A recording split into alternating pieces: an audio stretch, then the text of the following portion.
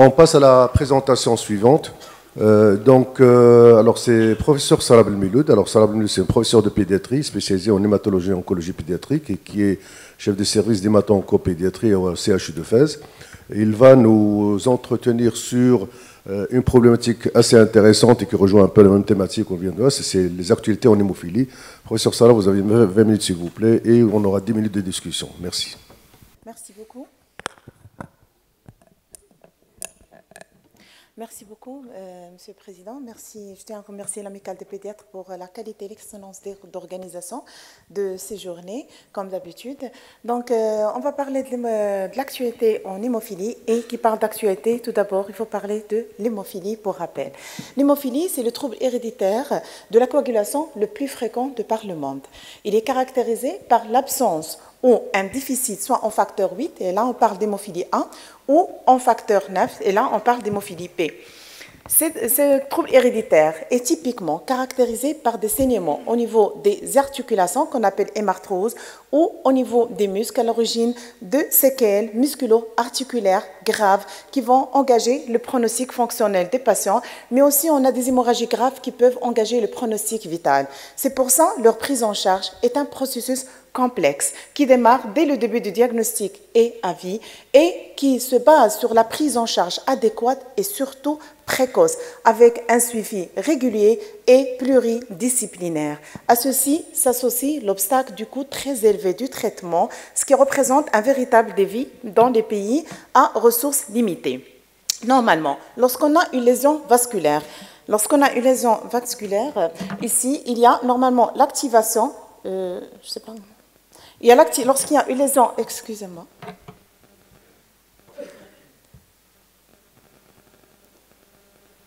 Lorsqu'il y a une lésion vasculaire, il y a l'activation des plaquettes pour déclencher la cascade de coagulation sanguine. Et en cas d'hémophilie, qu'est-ce qui se passe?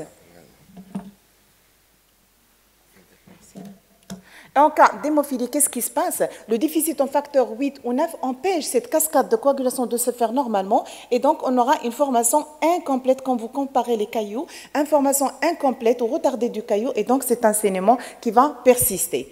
L'hémophilie, elle a une triple définition. La première, c'est la définition génétique. Typiquement, c'est une maladie récessive liée au chromosome X. C'est-à-dire que seuls les garçons sont atteints et seules les filles sont conductrices.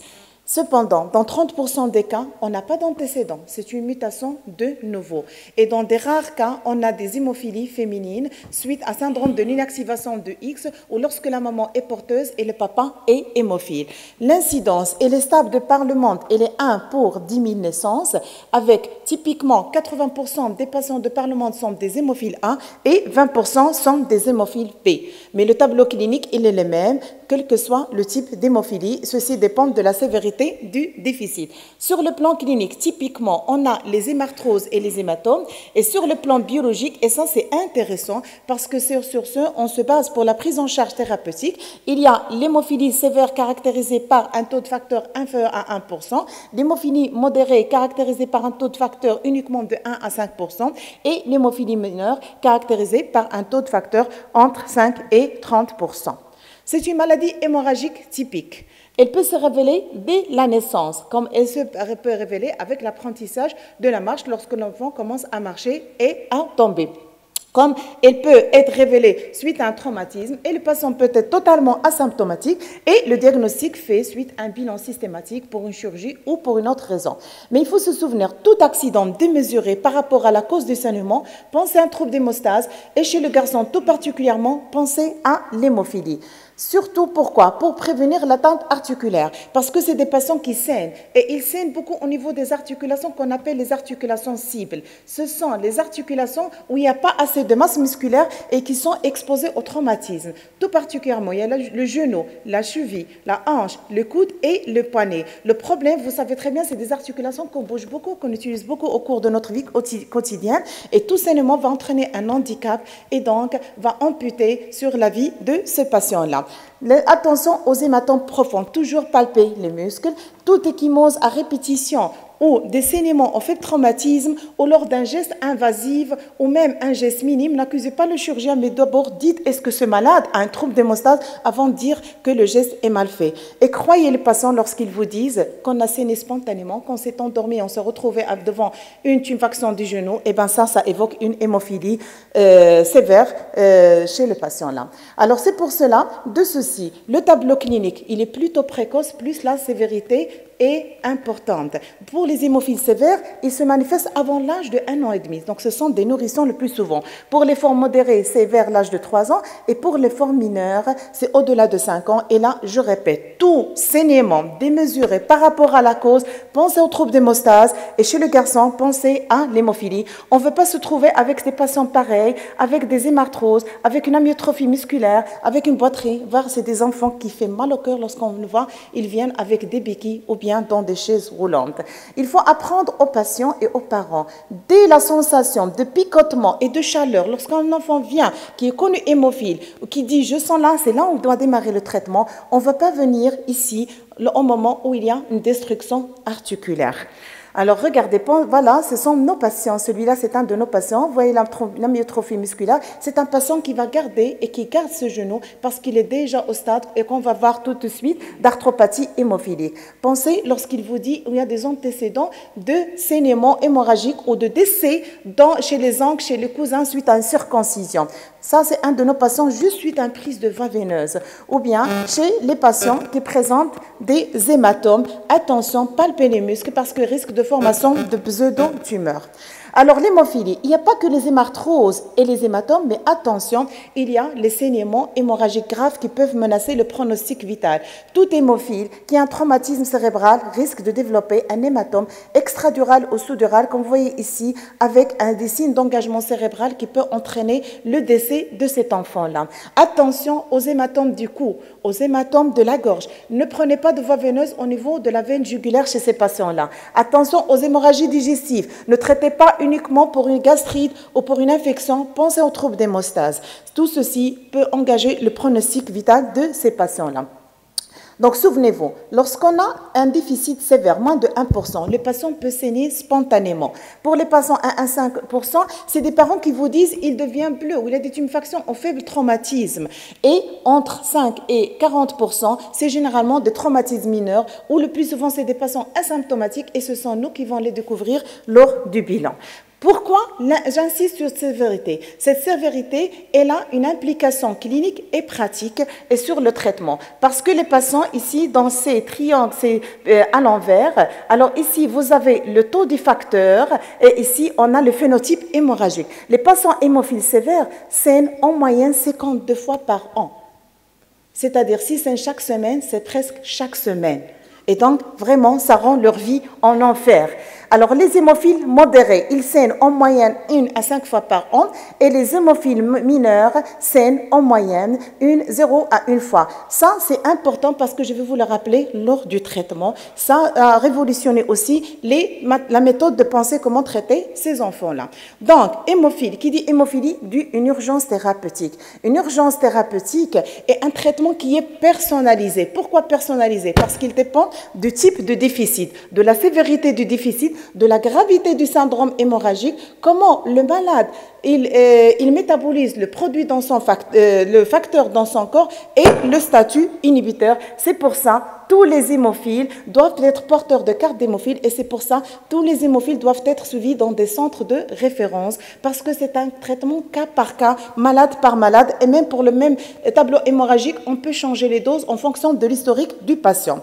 Classiquement, le traitement qu'on utilise, c'est de la substitution. C'est-à-dire, une fois le malade il saigne, on donne le facteur, c'est pour assurer le traitement. Les concentrés, on a les concentrés de facteur 8 pour l'hémophilie A et les concentrés de facteur A pour l'hémophilie B, qui peuvent être aussi bien d'origine plasmatique que produits par biotechnologie, mais malheureusement, auparavant, et nous aussi, on continue lorsque rupture de produit, de donner du plasma frais congelé, ce qui entraîne vraiment risque de donner une surcharge, beaucoup de liquide à ce patient. Il y a aussi les crayons nucléoprécipités qui sont des concentrés plasmatiques riches en fibrinogènes, facteur 8, en facteur 13, en Villebrand, qui sont disponibles dans certains pays. Et surtout, n'oubliez pas les agents hémostatiques qui aident à améliorer l'hémostase chez ces patients en cas de saignement, notamment la DDAVP ou desmopressine qui favorise la libération du stock endothélial du facteur 8, l'acide tranexamique et les coldefibrine qui ont une action antifibrinolytique. Alors, tout hémophile qui saigne, l'idéal, il doit être traité dans les 2 heures. C'est une urgence. Il faut traiter, plus réfléchir. Il ne faut pas évaluer, envoyer le malade faire des scanners, des échographies, parce que c'est un malade qui saigne au moment où vous le receviez. Et du coup, il faut à ce moment-là arrêter le saignement pour éviter les complications. Et quand on pense à un saignement sévère, avant même d'examiner, j'injecte, parce que c'est 15 ou 20 minutes, 30 minutes, déjà le malade, il est en train de s'aggraver sans que je l'agisse. Lorsque je suspecte un accident sévère, j'injecte le produit, puis je l'examine et je l'évalue. Donc, les options thérapeutiques classiques de la substitution, c'est le traitement à la demande, qui consiste à injecter d'une manière transitoire le produit pour assurer une correction transitoire des déficits en fonction de sévérité de l'hémorragie, en fonction de sévérité de déficit, de type d'hémophilie et de risque de récidive, c'est-à-dire est-ce qu'une injection suffira ou c'est une zone qui est exposée à ressaigner et je dois l'entretenir jusqu'à cicatrisation. Là, le traitement, après le traitement à la demande, il y avait la révolution, c'est le traitement prophylaxique. Qu'est-ce que c'est? Vous vous en souvenez de ce triangle que je vous ai montré? D'accord? Alors, l'objectif, on a dit que les hémophiles sévères, ils saignent jusqu'à 52 fois par an et les modérés, c'est 1 à 5 fois. L'objectif, c'était de transformer un hémophile sévère en hémophile modéré en lui donnant des injections régulières du facteur 8 ou 9 pour permettre un seuil de base permanent dans le corps qui est supérieur ou égal à 1%. Ça a donné une bonne amélioration, mais les séquelles étaient toujours, les complications étaient toujours là, essentiellement les complications musculo-squelettiques, notamment les atteintes articulaires à l'origine d'arthropathie hémophilique et les pseudotumeurs. Pour les causes infectieuses, maintenant on n'en parle plus parce que grâce à l'ultrafiltration, la nanofiltration, le risque est devenu presque zéro et la hantise et la bête noire de tous les hématologues, c'est le développement d'inhibiteurs parce que c'est un développement d'anticorps neutralisants qui vont rendre le produit inefficace. Concernant l'arthropathie hémophilique, alors vous avez le patient qui va saigner. Le sang, il va libérer le fer qui va activer les lysosomes et provoquer de l'inflammation. Cette inflammation va entraîner la destruction du cartilage, la destruction de l'articulation et l'apparition d'une synovite. Et donc, le patient va perdre toute son articulation et il va devenir, malheureusement, à ce stade-là. Donc, nous, si on doit traiter, c'est là. Il ne faut pas qu'on accepte à ce que nos malades viennent à ce stade-là ou ce stade-là et encore parce que ici, en cas d'arthrite au stade terminal, le traitement, c'est la prothèse totale de l'articulation.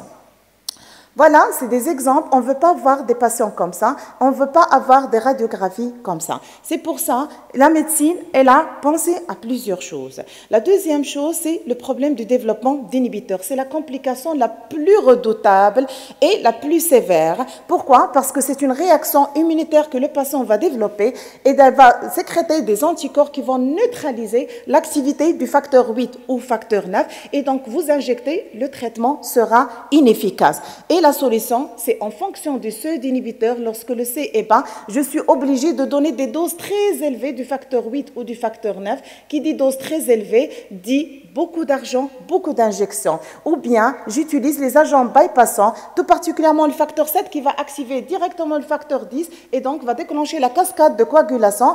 Et puis, je dois éliminer cet inhibiteur par l'induction de la tolérance immune qui consiste à injecter régulièrement de fortes doses de facteur 8 aux patients. Donc, ça va vraiment avec tout le retentissement économique, social, scolarité de cet enfant-là, au travail du patient adulte. On peut donner les anti-CV20 et de la plasmaférèse. Et donc, ce traitement substitutif, il se heurte à plusieurs défis. Un, le coût élevé, l'abord veineux, la demi-vue courte des produits et donc plusieurs injections, la variabilité de la pharmacocinétique d'un patient à l'autre et surtout, le développement d'inhibiteurs. Donc, cette gestion, elle est très lourde. En plus des saignements et développement d'inhibiteurs, c'est l'impact sur la qualité de vie. Et nous, en tant que pédiatres, c'est la qualité de vie, pas que de l'enfant, toute sa famille, sa fratrie, ses parents, tout son avenir. Il va s'absenter, il ne va pas étudier, il n'aura aucun rôle dans la vie. Et ça, c'est malheureux. En plus de ça,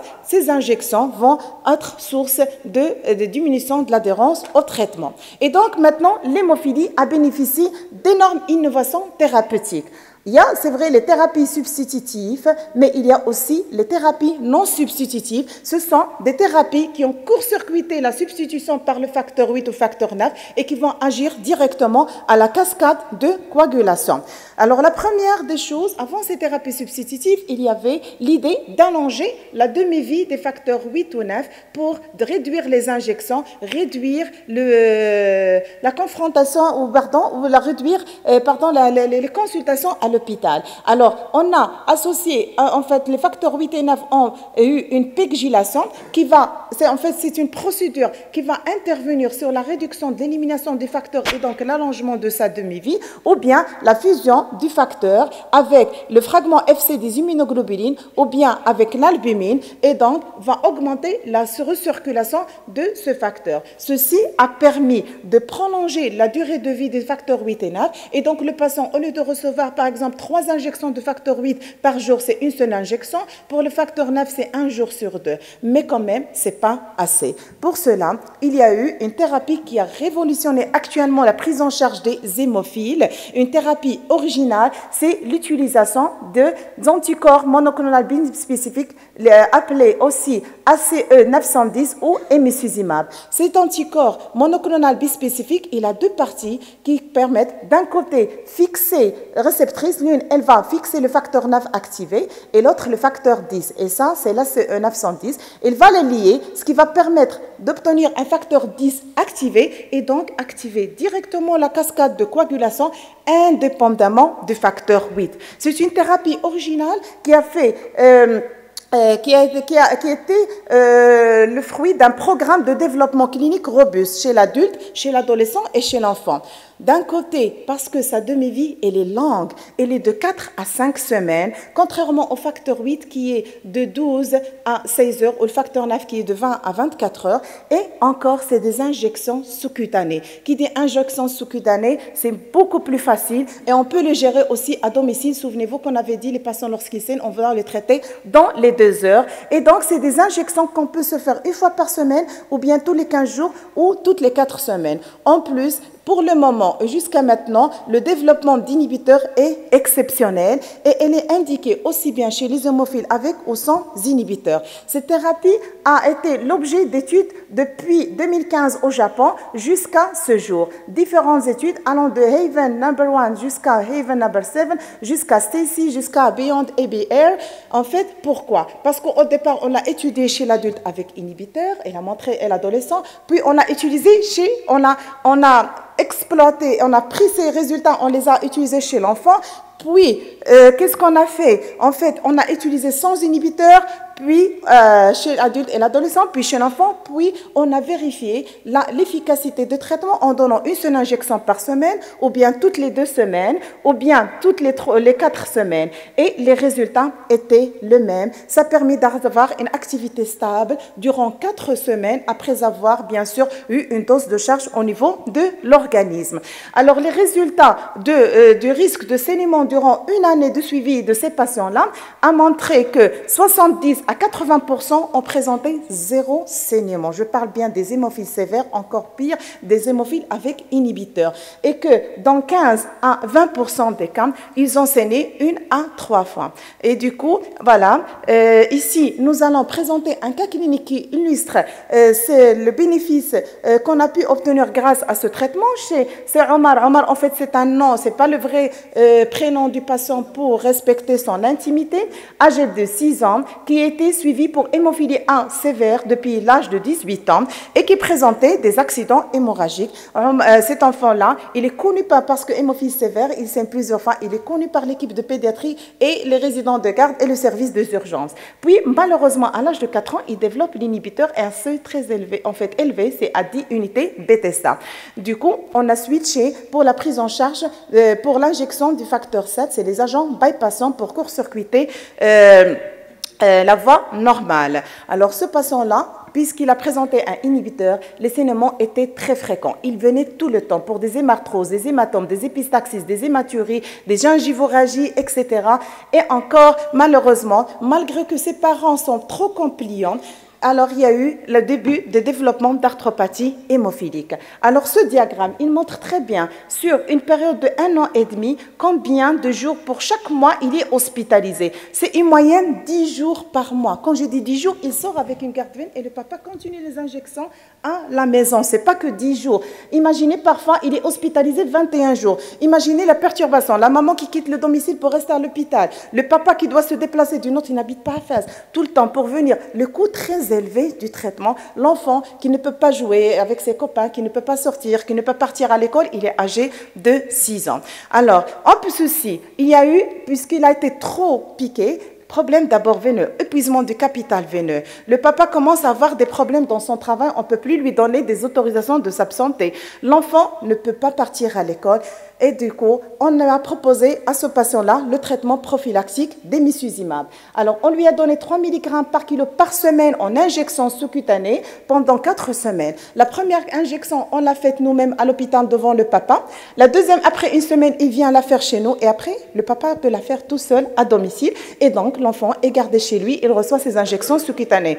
Puis, on est passé à une dose d'entretien de 1,5 mg par kilo par semaine. Et c'est des injections sous-cutanées. Alors, pour rappel, on peut donner aussi, ça c'est 1,5 mg kilo de dose d'entretien, mais on peut donner aussi 3 mg tous les 15 jours, au lieu de chaque semaine, ou 6 mg tous les mois. Nous, on a choisi chaque semaine uniquement parce que c'est un enfant, pour le rappeler qu'il est hémophile, pour quand même, il ne se dit pas, je reçois l'injection, et il fait des traumatismes ou des jeux qui vont le traumatiser et saigner. C'est pour cela. Mais on peut choisir les 3 options, elles sont toutes valables.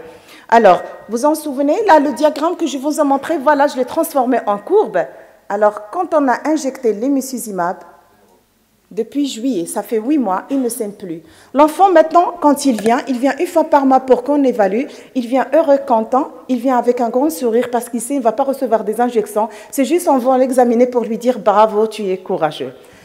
Alors, à côté de cette immunothérapie, vous entendez bien de la thérapie génique. Madame Chokri, heureusement, l'a expliqué pour me réduire. C'est presque, j'ai terminé. C'est juste, elle consiste à, en fait, induire les hépatocytes pour qu'ils produisent le facteur 8 ou 9 grâce à des agents viro-induits. Mais en matière d'hémophilie, c'est encore limité. Pourquoi? Parce qu'il y a des patients qui sont porteurs d'anticorps neutralisants contre le vecteur viral.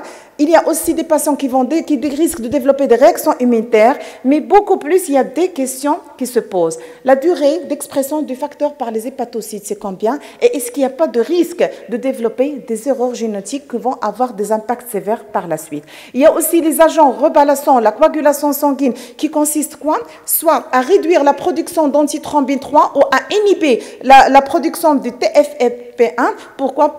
En fait, c'est des patients pour les rendre dans un état prothrombotique, activer la thrombose pour obtenir une coagulation qui est normale parce que c'est des patients qui ont déficients, qui ont un profil hémorragique sévère. Donc, pour conclure, l'hémophilie, c'est une prise en charge longue. Dès que vous voyez le diagnostic, toute la vie, vous devez suivre ce patient-là. Lourde, complexe, multidisciplinaire. Et comme a dit le professeur Khorassani, c'est à nous de se réunir autour de ces malades, pas lui. Et comme a dit Sibou Skraoui, c'est difficile de réunir toutes les équipes.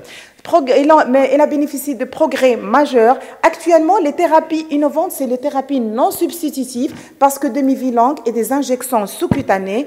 Et notre défi reste l'accessibilité à ces traitements et surtout la disparition de l'inhibiteur qui est la bête noire des hématologues. Merci beaucoup. Merci beaucoup, professeur Sarah, pour cette brillante mise à jour sur la prise en charge de l'hémophilie.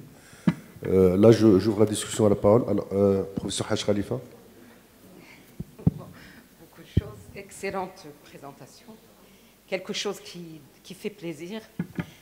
Avant ça, il y a toute une démarche à laquelle Sir Khorassani avait participé par la première communication qu'il a fait au Liban avec moi, la conduite à tenir, la circoncision chez l'enfant à moindre coût. C'était bien ça, ta communication, et depuis le temps. Et je sais que vous présentez des choses que vous vivez, parce que vous avez sur le professeur Khorossani, qui a été dans le débat avec nous. C'est tout le travail des familles et des médecins. Je vous félicite. Je voudrais juste, la salle, rappeler quelque chose. C'est extraordinaire, là où vous êtes arrivés. Mais avant, chez un enfant qui vient de Beni Mellel, 5, 6 circoncisions d'essai. Il n'a jamais vu un médecin. Le 7e arrive à 19 h du soir au service, péricardite, tamponnade, le seul survivant de la famille. Et le père n'a jamais été voir un médecin. La deuxième remarque, Madame Meloud, quand il y a un saignement chez un hémophile, on doit respecter les règles de l'exploration. Yassine de Casa, 28 ans, saignement pendant 3 mois, rectocolite hémorragique, et non, c'est un néo du rectum. Exploration, comme s'il n'était pas hémophile, donc il n'y a pas de problème, il faut absolument explorer.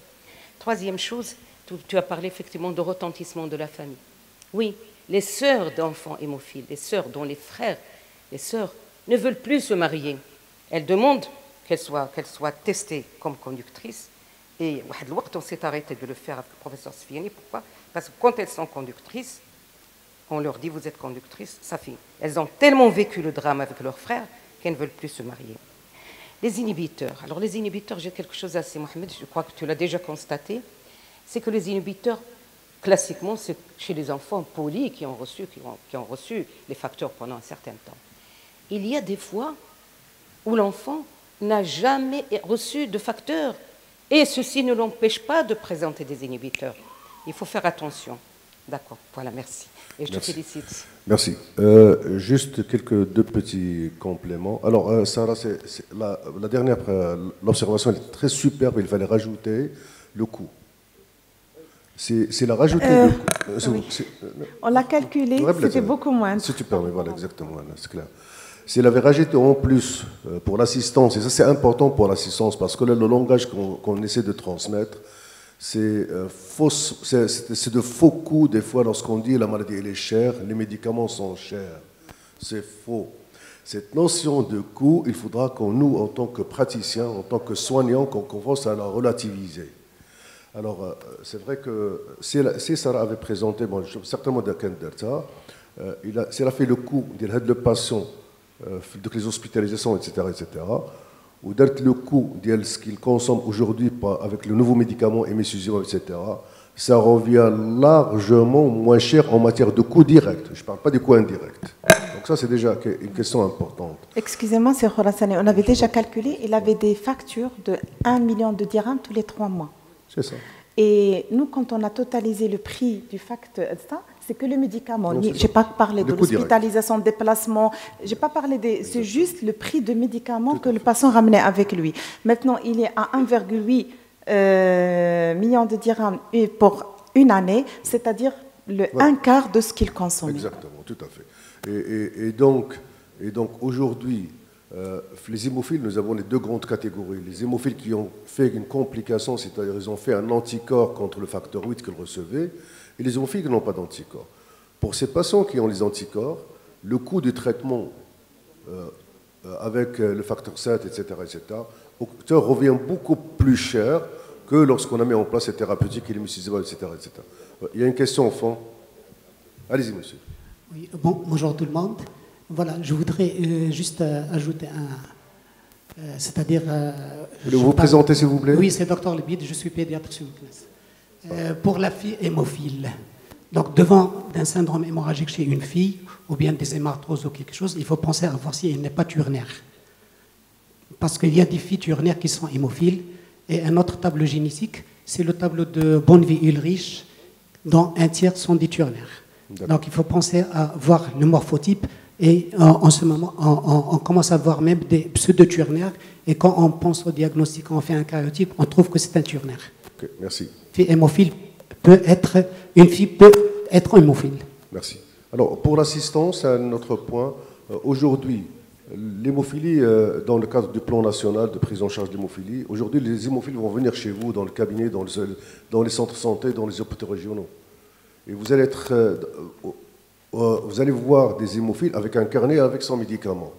Donc ça, ce n'est plus une pathologie de du spécialiste. Il est du spécialiste dans certaines choses, mais maintenant, il est devenu, avec le développement, la prise en charge, le plan national, une pathologie entre guillemets de santé publique qui va être gérée, qui se gère maintenant actuellement par des collègues, soit dans le cabinet, soit dans le centre de santé, soit dans des dispensaires, soit des hôpitaux régionaux. Il y a tout un plan national par rapport à ça. Ça, oui. Oui, merci beaucoup, c'était très clair. Et merci pour la dernière remarque, parce que ma question était une question pratique, parce que j'ai vécu l'histoire d'un enfant hémophile qui a maintenant 35 ans, dont la mère était ingénieure, et leur vie a été un vrai calvaire, et malheureusement, la mère est même décédée et a laissé son enfant. Donc en pratique, parce que maintenant je pense que pour les circoncisions, beaucoup de gens font un bilan de coagulation en général. En pratique, comment on fait pour ces enfants? Est-ce qu'ils prennent contact avec le centre de transfusion ou comment on peut faire? Parce que je pense qu'il faut une collaboration entre médecins. Dire non, envoyez-les au CHU, on va s'occuper de tout. En pratique, ça ne se fait pas toujours comme ça. Vous voyez, moi je pense qu'il faut une collaboration parce que ces enfants peuvent être suivis par leur pédiatre, mais bien sûr par l'hématologue pour le problème hématologique précis. Donc, voilà, en pratique. Tout hémophile, on pense à un hémophile, on le diagnostique, il faut l'envoyer au centre de référence. Pourquoi?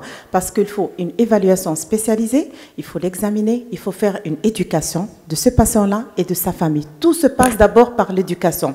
Vous vous en souvenez de ce schéma-là? Excusez-moi, je vais me permettre juste de vous le montrer rapidement. Voilà. Alors, ce schéma-là, c'est pas... On peut, nous, être responsables, ça, en tant que médecin, mais aussi la famille. Lorsque la maman me ramène l'enfant à ce stade-là, c'est trop tard. D'accord? Donc, c'est toute une éducation. Ça, c'est la première des choses. Et il doit accepter son traitement quand il va voir d'autres malades. Par exemple, nous, on est à 97 enfants hémophiles qu'on suit régulièrement. Je parle des patients réguliers, je ne parle pas des patients qui transitent par les autres centres. Alors, ces patients-là, on leur explique bien, comme a dit Mme Haj Khalifa, ils peuvent avoir toute maladie. Nous, on ne fait pas au CHU, c'est-à-dire quand il vient chez moi, j'oublie que je suis pédiatre, c'est juste la casquette d'hématologie. Monsieur, quand vous êtes, votre enfant est malade, il a de la fièvre, il a ça, il a ça, il a ça, il a ça, vous consultez en urgence votre pédiatre. Il ne faut pas venir ici. Gardez votre pédiatre et c'est une personne de contact. Il y a pas mal de fois, je pense, monsieur... Srli m'a contacté pas mal de fois parce qu'il a reçu des patients hémophiles pour un autre problème et il a douté sur un saignement et il m'avait contacté et il adresse directement chez ce malade ou bien je lui dis non, ne vous inquiétez pas, tout va bien, d'accord? Donc il faut qu'il y ait un dossier, il faut qu'il y ait une carte d'hémophile, il faut qu'il y ait un suivi. Et son pédiatre, ça doit rester son pédiatre, tout enfant doit avoir son pédiatre pour tout ce qui est pathologique. Ces patients hémophiles, on leur apprend à s'auto-injecter. Malheureusement, c'était 20 minutes, peut-être on aurait pu avoir plus de temps. La prise de l'hémophile dans la première chose, c'est l'injection à domicile. On apprend au malade à s'auto-injecter ou à la maman, le papa, de l'injecter chez lui, d'accord, de détecter l'urgence. Parfois, il ne contacte que par téléphone, il ne vient pas. Parfois, on lui dit oui, allez-y, même dans les autres villes, partez chez votre pédiatre et dites-nous qu'est-ce qu'il a trouvé. Et nous, on lui dit il doit donner combien de traitements. La collaboration entre pédiatre et le médecin traitant du centre d'hémophilie, elle est primordiale. Parce que ça se peut que vous le voyez, vous voyez un petit épistaxis, vous me contactez, me dites oui, mais je vois que ce n'est pas une épistaxis foudroyante. Je lui dis oui, voilà, vous lui dites de prendre 3 ou 4 jours, ce n'est pas la peine de venir du traitement. Bien sûr, la collaboration est primordiale. Oui. Alors, il y a un plan national maintenant du ministère de la Santé qui va être rapidement diffusé et généralisé. Ça, c'est un. Il y a 5 centres de référence, 5 centres de référence au niveau des CHU. Il y a 17 centres de référence régionaux. Aujourd'hui, c'est vrai, ce qui manque encore, c'est cette information diffusée. Le premier patient chez qui vous suspectez, soit dans votre cabinet, soit sans, vous suspectez une hémophilie, il faut que n'engagez pas de bilan, s'il vous plaît. Pour la simple raison, et à chaque fois je le répète, lorsque vous demandez un bilan d'hémostase avec dosage des facteurs dans votre cabinet, c'est un bilan qui est sous-traité et qui est chez le mairie au CERBA. Lorsque le patient vient avec ce bilan, et quand il vient au CH, on le refait systématiquement, automatiquement. Vous demandez tous les bilans, enzymologie, tout ce que vous voulez, c'est valable, c'est justifiable, c'est reproductible, c'est parfait. Le bilan d'hémostase doit être fait localement. Donc ça, c'est un message. Donc vous suspectez l'hémophilie, vous avez suspecté. Vous le référez au départ vers le centre de référence avec un contact. Et le patient vous reviendra après pour tous les suivis. Donc voilà. Donc je crois qu'on ferme la session. Donc merci beaucoup. Merci.